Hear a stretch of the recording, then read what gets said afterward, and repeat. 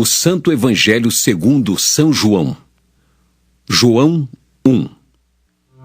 No princípio era o Verbo, e o Verbo estava com Deus, e o Verbo era Deus. Ele estava no princípio com Deus. Todas as coisas foram feitas por ele, e sem ele nada do que foi feito se fez. Nele estava a vida, e a vida era a luz dos homens. E a luz resplandece nas trevas, e as trevas não a compreenderam. Houve um homem enviado de Deus, cujo nome era João. Este veio para testemunho, para que testificasse da luz, para que todos crescem por ele. Não era ele a luz, mas veio para que testificasse da luz. Ali estava a luz verdadeira, que alumia a todo homem que vem ao mundo. Estava no mundo, e o mundo foi feito por ele, e o mundo não o conheceu. Veio para o que era seu, e os seus não o receberam. Mas a todos quantos o receberam, deu-lhes o poder de serem feitos filhos de Deus, aos que creem no seu nome, os quais não nasceram do sangue, nem da vontade da carne, nem da vontade do varão, mas de Deus. E o Verbo se fez carne e habitou entre nós, e vimos a sua glória, como a glória do unigênito do Pai, cheio de graça e de verdade. João testificou dele e clamou, dizendo: Este era aquele de quem eu dizia: o que vem depois de mim é antes de mim, porque foi primeiro do que eu. E todos nós recebemos também da sua plenitude com graça sobre graça. Porque a lei foi dada por Moisés, a graça e a verdade vieram por Jesus Cristo. Deus nunca foi visto por alguém. O Filho unigênito que está no seio do Pai, este o fez conhecer. O Evangelho de João é o último evangelho a ser escrito. Ele foi escrito cerca dos anos 80, 90, depois de Cristo. João foi o último apóstolo a morrer. E esse evangelho tem uma característica muito particular, porque esse evangelho, a posição de João é responder uma pergunta básica. E a pergunta básica é: quem é Jesus? Esse evangelho tem o intuito de responder isso. Quem é Jesus? Quem é Jesus para você? Quem é Jesus? E talvez Jesus para você é o Salvador do mundo, ou talvez Jesus é um menino de uma manjedoura. Talvez Jesus para você é a luz do mundo. Talvez Jesus para você não significa nada. Um personagem da história que você sabe algumas coisas sobre ele, sabe que no Natal é o seu nascimento, ou assim se comemora, e sabe que ele morreu em uma cruz, e sabe dessas coisas talvez simples e básicas, mas não tem nenhuma implicação verdadeira para a sua vida. E João, ele quis responder essa pergunta básica da vida do homem: quem é Jesus? O Evangelho foi escrito com esse intuito, com esse propósito de apresentar Jesus, tanto a judeu como a gentil, tanto a judeu como a grego, com a finalidade de apresentar Jesus Cristo. É interessante que a finalidade tamanha é essa. Ele fala Jesus, o Messias, o Cristo, o enviado de Deus. Ele faz menção de explicar detalhes a respeito de Jesus e do Messias. E também ele tem uma sensibilidade de jogar palavras, trocadilho de palavras bem comum para a língua grega e muito familiar para o judeu, mas com o intuito de apresentar Jesus. Você podia me apresentar Jesus? João faz isso de forma bela. Mas você podia me apresentar? O que você me fala? Iria falar a respeito de Jesus, dizer: Edermandes, eu quero te apresentar Jesus, e Jesus é um cara lá de cima, como de Xuxa, né? Ou talvez você dizia assim: Jesus é uma pessoa boa, e você pode conhecê-lo. Ou talvez você é constrangido, e se eu apontar o dedo e dizer: você me apresente Jesus, você não sabe o que falar. E ainda pior, aqui na frente de todo mundo. Falar quem é Jesus. Talvez você não falou quem é Jesus para ninguém na sua vida. Talvez você tenha até dúvidas a respeito da identidade de Jesus. E João, ele faz questão de responder isso. Na verdade, até o próprio Jesus, em 7 afirmações, ele responde isso. E você pode ver essas afirmações quando Jesus diz assim: eu sou o pão da vida, eu sou a luz do mundo, eu sou a porta das ovelhas, eu sou o bom pastor, eu sou a ressurreição e a vida, eu sou o caminho, a verdade e a vida, eu sou a videira verdadeira. Então, no Evangelho de João, Jesus mesmo se apresenta quem ele é. Ele é o pão da vida, a luz do mundo, a porta das ovelhas, de guardar, de guarita, de proteção. Ele é a ressurreição. Ele é o caminho, a verdade e a vida. Ele é a videira verdadeira. Então Jesus, ele, nesse evangelho diz: eu sou tudo isso. Eu sou tudo isso. Mas ele é muito mais. Então esse evangelho não tem nenhuma intenção de apresentar os milagres de Jesus. Todos os teólogos são parcial em um aspecto. Jesus fez aproximadamente 54, 55 milagres. Todos os evangelhos registram mais ou menos 22, 23, 24 e 25 milagres. O Evangelho de João só registra 7 milagres. Porque a intenção não é mostrar o poder miraculoso de Jesus. A intenção é mostrar a identidade de Jesus. Então mostra alguns diálogos extraordinários de Jesus com algumas pessoas. Diálogos que mudaram e transformaram a vida daquelas pessoas que tiveram um encontro com Jesus, um encontro maravilhoso e extraordinário. Mas aqui no capítulo 1 em especial, ele já começa falando de uma identidade de Jesus extraordinária. Ele fala na essência que Jesus é a palavra de Deus. Então, verso 1 diz bem assim: no princípio era o verbo estava com Deus, e o verbo era Deus. Jesus é a palavra de Deus, é o Logos. Que aqui na nossa tradução está dizendo é o verbo. E João comunica diretamente aos ouvidos dos judeus quando diz assim: no princípio. Porque o judeu pensa logo no princípio, em Gênesis 1. Quando diz no princípio, a mente vai direta à criação, à formação de tudo. E através dessa criação, talvez as frases feita por Deus, haja, e tudo veio a existir a partir dessa palavra.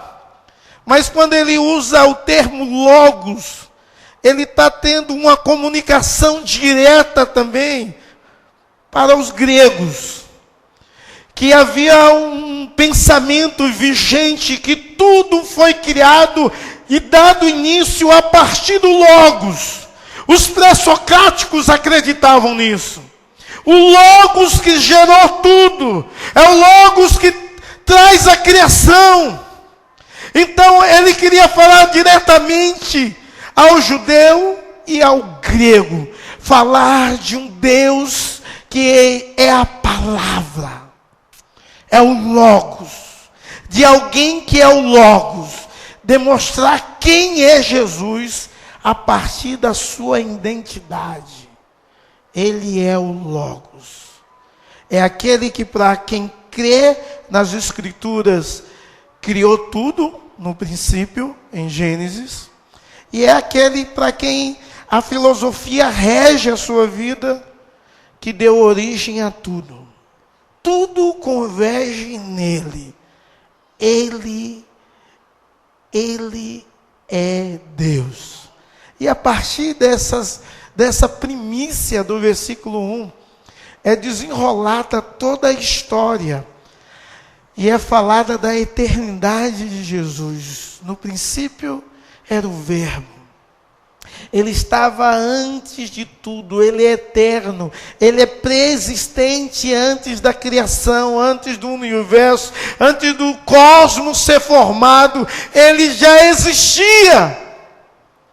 Esse Jesus é eterno. É eterno, então, a sua essência de eternidade. É um Jesus que, de uma forma bastante especial, ele é absoluto em si mesmo, não foi criado, mas criador. Esse Jesus que é eterno, é o Jesus, o Logos, a palavra que deu origem, que gerou a tudo que existe. Então João começa dizendo assim, que no princípio era o Logos. O Logos estava com Deus e o Logos era Deus. Esse Logos que é Deus é eterno. Tem a eternidade na sua mão. Esse Logos que era Deus, ele é infinito e comunica a sua eternidade com a sua criação, ou com a perfeição da sua criação. Mas é importante entendermos que ainda no versículo 1, ele não só fala sobre a eternidade do Logos, sobre a identidade de Jesus, mas ele fala sobre a divindade de Jesus. Ele diz, era Deus. Sabe, talvez você não tenha compreendido isso, que Jesus Cristo é Deus. Talvez você não tenha entendido essa verdade, porque se Jesus Cristo é Deus e existe antes de tudo, e se Ele é Deus, Ele tem poder. Se Jesus é Deus, Ele pode mudar tudo. Se Jesus é Deus, Ele pode restaurar todas as coisas. Se Jesus é Deus, Ele pode mudar toda e qualquer situação. Se Ele é Deus, eu posso acreditar que essa palavra que gera, que cria, que é eterna, possa criar algo em minha vida, novo, que preciso experimentar, ou que precisa gerar uma bênção, um benefício, ou um escape para a minha vida. Se Jesus é Deus e é a porta, eu preciso que Ele abra uma porta. Se Jesus é Deus e é a ressurreição, eu preciso que Ele ressuscite vidas lá na minha casa, do meu filho, da minha mulher, do meu marido. Se Jesus é Deus e tem todo o poder, e Ele mesmo diz que é o pão da vida, eu preciso que esse Jesus, que é muito melhor do que o maná do Egito, possa gerar contentamento no meu coração, saciando todos os meus desejos. Como pão que me alimenta e que supre todas as minhas necessidades. Se Jesus é Deus e Ele se expressa como tal, eu preciso andar nesse caminho e nessa verdade, nessa vida. Se Jesus é Deus, eu preciso estar conectado e ligado a esse Deus. Eu preciso estar com Ele, viver com Ele, andar com Ele, experimentar dEle e ver a manifestação dEle visível e contínua na minha vida e na minha existência. Jesus é Deus. No princípio era o Verbo estava com Deus e o Verbo era Deus. Mas aí ele fala que todas as coisas foram criadas por ele. E nada do que se fez, versículo 2, se tornou a existir sem ele. Ele não é só eterno. Ele não só é o Deus que governa tudo e age de uma forma extraordinária. Ele é o Criador de tudo. Então, se Jesus é o Criador e o que gerou todas as coisas, inclusive a minha vida e a sua vida, o que é que Ele quer fazer de novo, além de tudo que existe? Jesus quer remeter a uma nova criação, através do Evangelho de João e a revelação de Deus, dizendo, no princípio, o Deus que criou em Gênesis, e a humanidade no capítulo 3 caiu, pode experimentar uma nova criação, uma redenção, uma restauração em Jesus Cristo. Então esse Jesus que faz todas as coisas, quer fazer uma nova criação, a partir dele, de novo. Algo novo, algo diferente, totalmente contraditório à natureza caída e humana de Gênesis 3. Ele quer fazer de novo, a partir do ser humano, quando foca os olhos nele, que deixa de ser criatura tão somente e passa a ser filho desse Deus.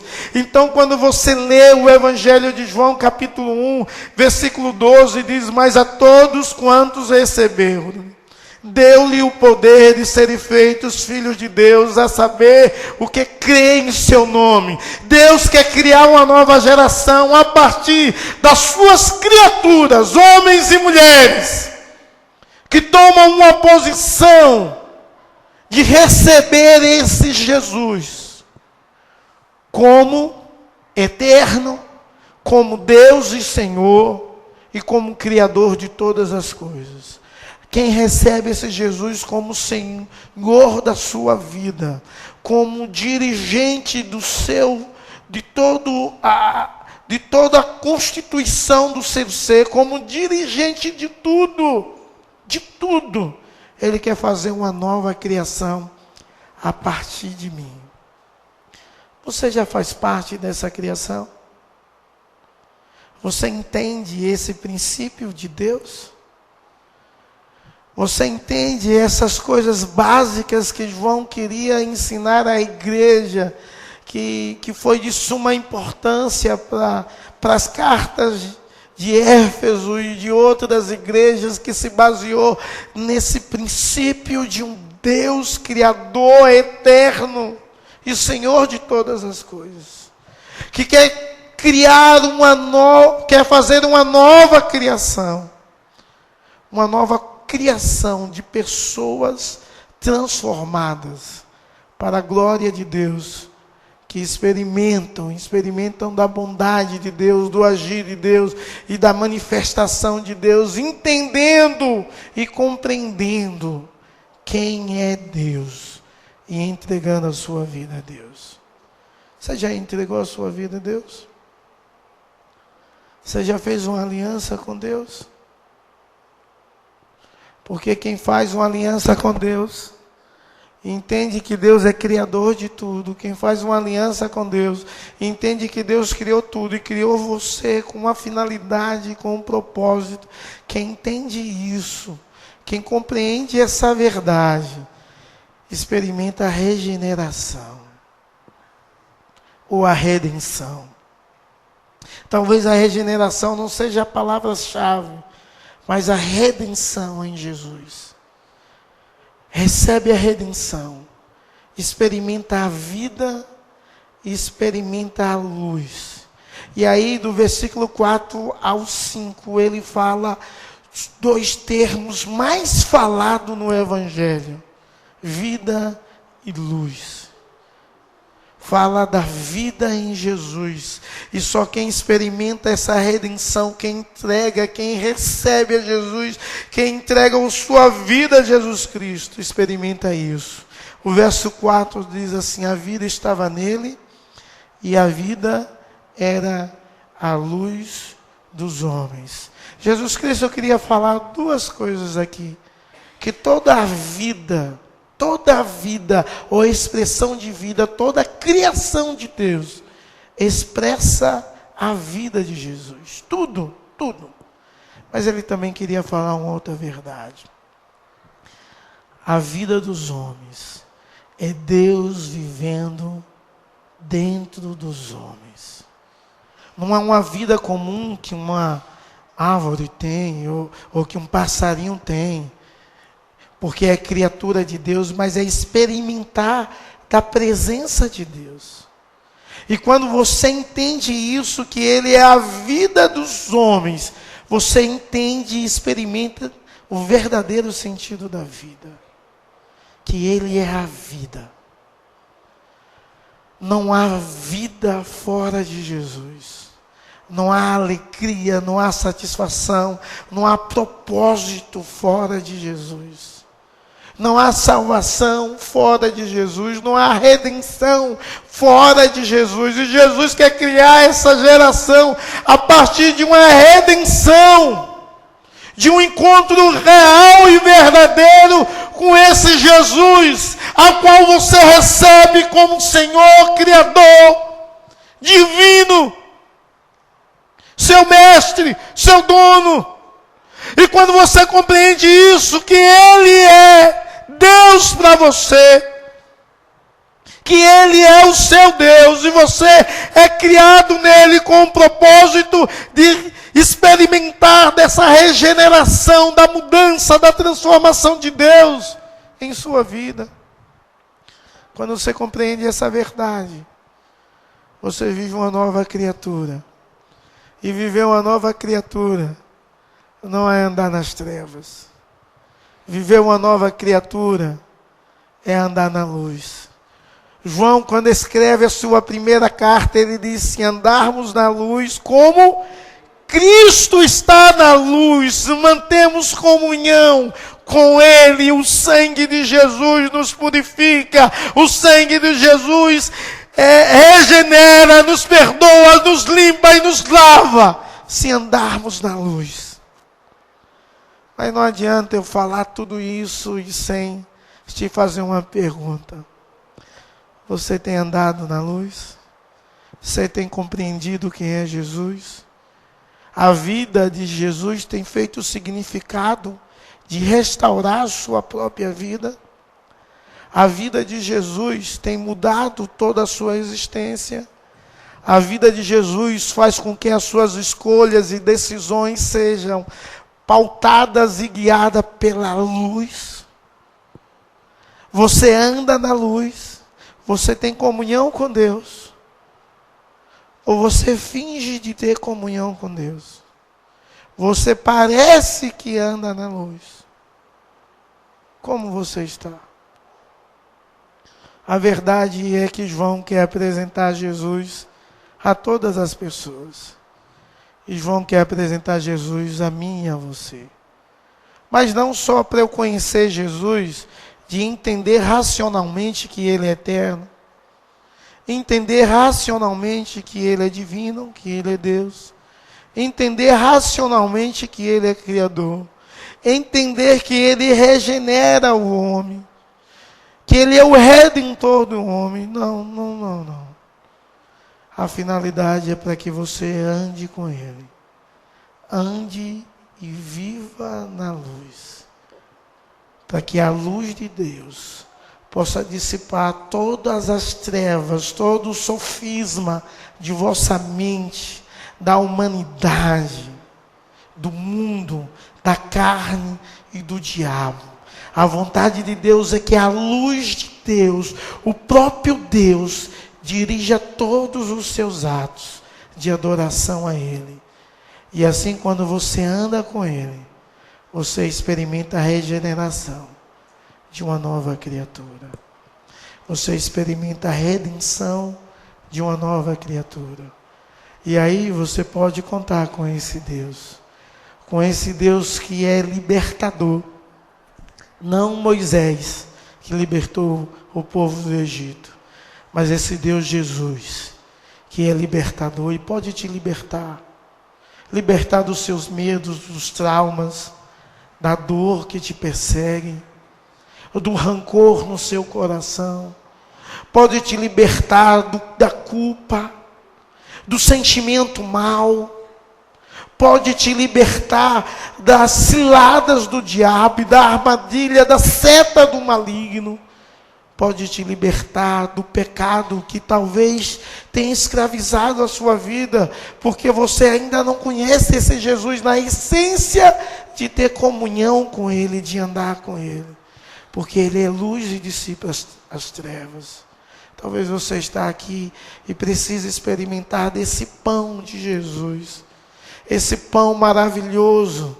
E João 6 diz que Jesus, Ele não é só o pão da vida, mas Ele é aquele que faz a multiplicação dos pães.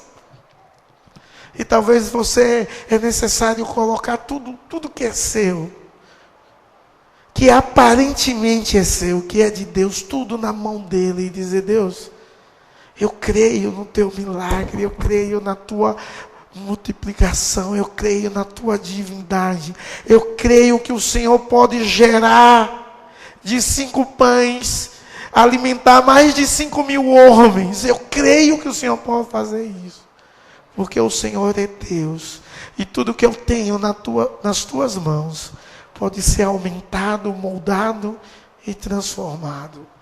Meus amados, eu visitei esses dias a Dona Joana, semana passada. E ela me falou um negócio muito bonito. Eu imaginava que a Dona Joana recebia pelo menos a pensão dela, a pensão do marido e a aposentadoria. E ela disse: não, pastor, eu só recebo a minha aposentadoria, eu não tenho pensão. Meu marido nunca contribuiu com nada. Mas Deus tem sido fiel, eu trabalhei, eu sustentei todos os meus filhos vendendo tapioca, que lá no Nordeste é beiju. Paguei o INSS, eu estou aposentada.